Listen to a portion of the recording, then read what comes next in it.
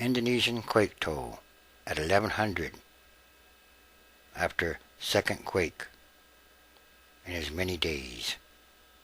Across this coastal provincial capital, hardest hit by the latest earthquake, devastate Indonesia. Mourners, survivors, and rescue workers alike clawed through the rubble on Thursday in Padang, Indonesia. As the death toll climbed on Thursday to 1100 by one UN estimate, others looked for survivors, with thousands of people still missing and feared trapped in the wreckage of shattered buildings. When search efforts were suspended for the night, an eerie quiet fell over the city of 900,000.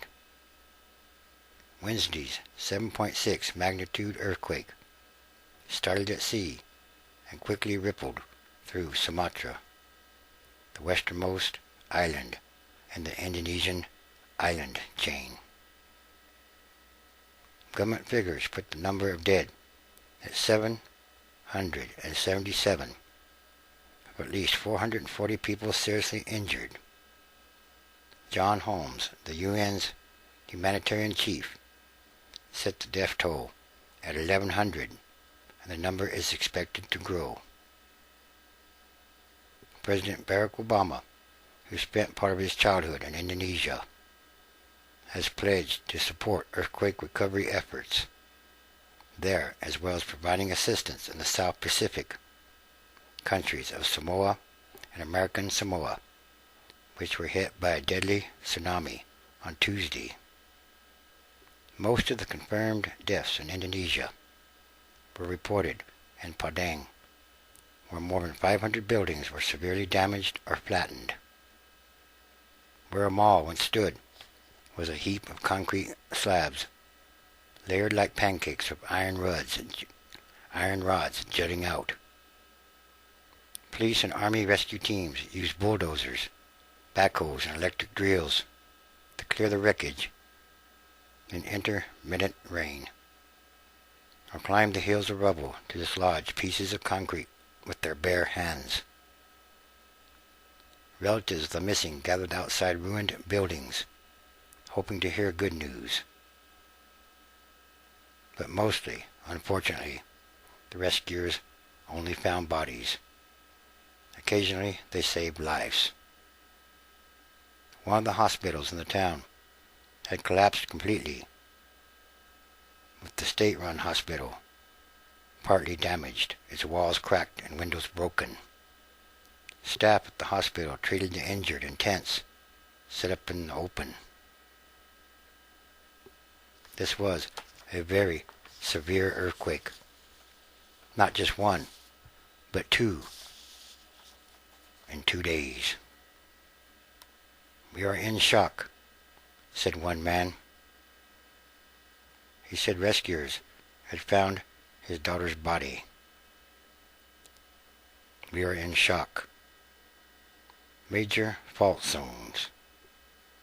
There's virtually no enforcement of building regulations in Indonesia, a nation of 235 million people, prone to natural and man-made disasters.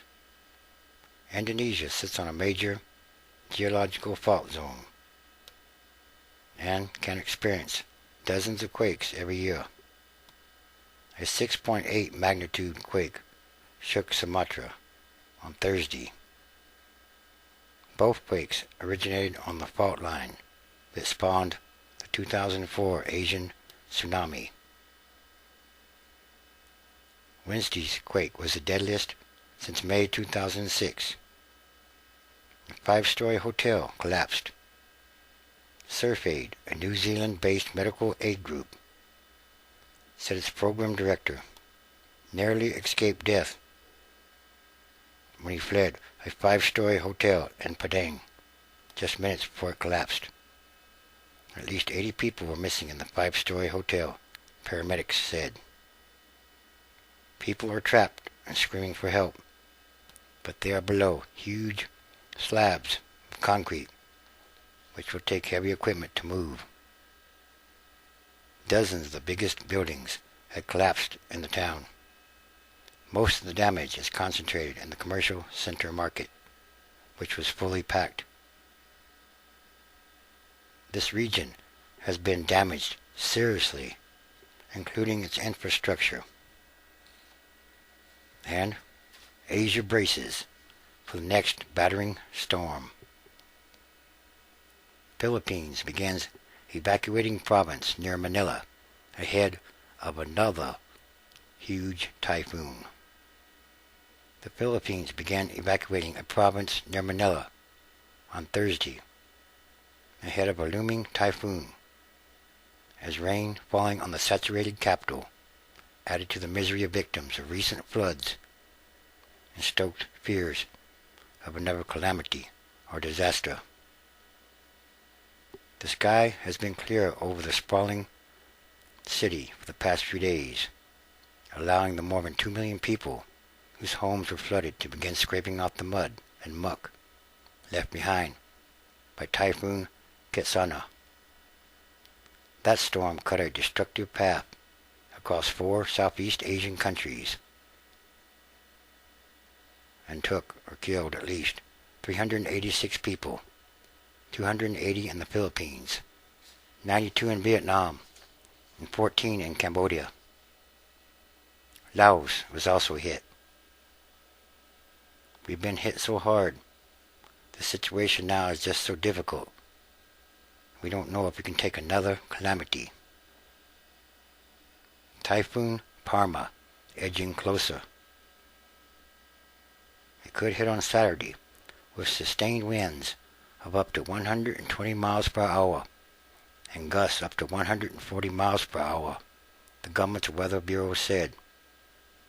We are dealing with a very strong typhoon, and there is a big possibility that this typhoon will gather more strength, said a chief weather forecaster. Let us all pray. The storm comes as the region is struggling to recover from 2 major earthquakes. The death toll from Tuesday's quake-triggered tsunami in the South Pacific rose to more than 150. The Philippine National Disaster Coordinating Council chief said evacuations had begun in one province north of Manila. And officials were poised to relocate other communities in Parma's path. Refugees from Typhoon Ketsana were asked to halt any plans to return home and stay in shelters. These are very severe typhoons, very large typhoons. And with all the earthquakes going on in the area, these are huge natural disasters. And they're coming in rapid-fire succession, one after another, one disaster after another. And these are more signs of the end times, transition days. Again, the transition is now in effect. It is happening. It's beginning. And there are many signs happening all around the world.